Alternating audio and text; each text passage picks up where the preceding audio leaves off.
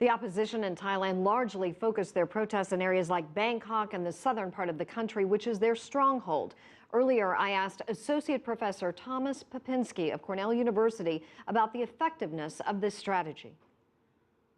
Well, it's unclear how much the short-term actions of the protesters are going to affect the course of the elections and the results.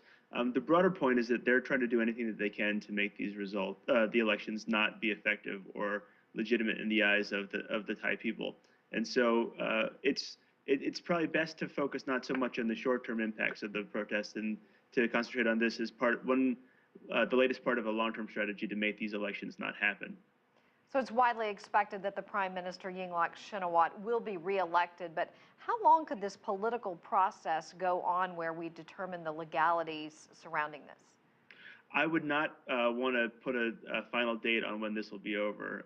You can see this crisis as having been ongoing since at least 2006.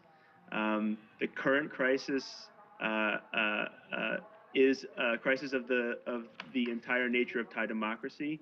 I expect that we'll have results relatively quickly, and we'll have contestation of those results not long thereafter. So you could imagine weeks, if not months, of contestation over this. Do you expect a coup, a military coup at this point? You know, if you had asked me a month ago, I would have said that a coup is unlikely. Now I think a coup is certainly possible. I wouldn't want to put a guess on the exact odds, but the longer the crisis goes on, the more likely that a coup becomes. And so I would expect that there's probably discussions being had right now in the Thai military about what are the sort of scenarios under which a coup would be possible. And the protesters represented by the Democratic Party, wouldn't they expect their best case scenario would be that the deputy prime minister would step in? I'm not exactly sure that's what they want.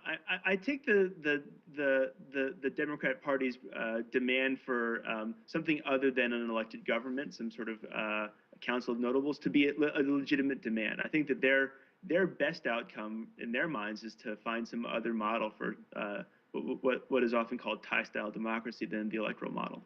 And do you feel like that this was the best way for them to make their case heard to the world and to go about this?